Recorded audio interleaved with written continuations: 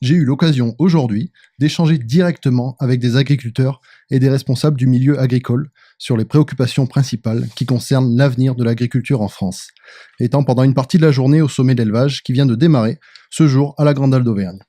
Je vous rappelle que la France, c'est un pays qui compte plus de fromage que de jours dans l'année. Une diversité de production qui fait cohabiter les plus grandes industries de transformation laitière du monde avec les petites coopératives fruitières de vente directe. Un panel qui va des grandes exploitations céréalières de plaine aux petites exploitations de montagne. C'est une diversité qui dote notre pays d'un réseau de distributeurs partant de l'épicerie rurale ou de quartier à des très grandes surfaces commerciales. Pourtant, c'est un monde qui souffre. Je vais vous donner un chiffre. Le prix du litre de lait acheté aux éleveurs, autour de 28 centimes. C'est moins que le prix d'une seule cigarette. Vous direz que la comparaison est idiote. D'un côté, on regarde le prix du lait acheté à la sortie de l'étable, et de l'autre, une cigarette, hyper taxée chez les buralistes. Mais en fait, la comparaison n'est pas si idiote que cela. Nous, les consommateurs, nous donnons très peu de valeur symbolique au lait et au métier de l'éleveur et de producteur de lait. Dans les années 1960, l'alimentation représentait 35% du budget des ménages. Aujourd'hui, c'est moins de 20%. La consommation de viande, de fruits, de légumes, ainsi que de pain et de céréales recule régulièrement. Tandis que la part des plats préparés, des produits sucrés et des boissons non alcoolisées n'arrête pas de grimper. La difficulté des agriculteurs, c'est aussi cela. Alors ce serait drôle si ce n'était pas tragique, mais année après année, les crises agricoles se suivent et se ressemblent en France.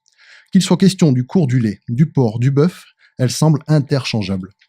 Alors à nous, l'armée de consommateurs que nous sommes, de favoriser la mise en place d'une chaîne de production plus durable et plus équitable, une consommation plus saine, plus sûre et plus respectueuse de l'environnement. Bref, sortir les petites exploitations, si nombreuses en France, de l'ornière avec des revenus à peine décents. Des faillites en cascade.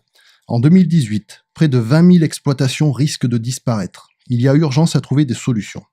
Alors je ne vais pas rentrer dans le débat des différentes solutions possibles pour réorienter l'agriculture, nous pourrions y passer plusieurs heures, mais simplement vous évoquer quelques pistes de réflexion qui me paraissent à la fois réalistes et réalisables. Tout d'abord, réformer la politique agricole commune, qu'on appelle plus communément la PAC, pour s'adapter aux variations des prix. Les aides de la PAC sont indispensables pour beaucoup d'agriculteurs. J'en ai encore parlé ce matin avec bon nombre d'éleveurs, mais leur fonctionnement n'est peut-être pas le plus adapté aux aléas des marchés trop libéraux. Pour simplifier, ce système d'aide complexe, le principe est de verser une aide annuelle calculée en fonction de la superficie des exploitations agricoles. Or, les denrées agricoles, comme toutes les matières premières, connaissent de violentes variations de prix en fonction des récoltes et des intempéries, d'une saison à l'autre. Une solution serait de concentrer cette puissance financière sur les périodes difficiles, plutôt que de l'étaler dans la durée. La France se comporte déjà un peu plus de cette manière, on l'a vu lors des épisodes de sécheresse ou d'intempéries. Il faudrait aussi contraindre la grande distribution à acheter plus cher aux producteurs. L'argument est sans doute populaire, mais il y a des efforts à trouver du côté des grands groupes. Il se trouve que la France est un pays pionnier de la grande distribution qui a accouché de champions comme Leclerc, Carrefour, Auchan, Intermarché, Système U. Si l'on rajoute la pression des acteurs étrangers en France, comme l'allemand Aldi ou Lidl, ou désormais l'américain Costco, des industriels et des importateurs étrangers, on aboutit à une guerre des prix qui fait rage, surtout depuis que la crise pèse de plus en plus sur le pouvoir d'achat des ménages. Résultat, même quand un accord est trouvé pour fixer le prix d'achat plancher, comme avec la crise du porc en 2015, il y a toujours un qui accuse l'autre de ne pas respecter les engagements et de refuser à son tour. Mais aussi, développons les circuits alternatifs pour contourner la grande distribution. Le modèle des exploitations familiales reste la référence de l'élevage à la française. Ce sont souvent ces agriculteurs qui peuplent les reportages sur la détresse du secteur, ou encore une émission comme L'amour est dans le pré. Mais qui dit petit, dit souvent fragile. Lentement mais sûrement, des circuits de vente alternatifs se développent.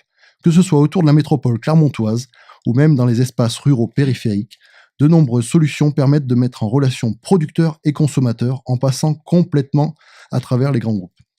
Voilà, je vous ai présenté quelques pistes de réflexion non exhaustives, mais qui peuvent interpeller le consommateur qui est au fond de nous.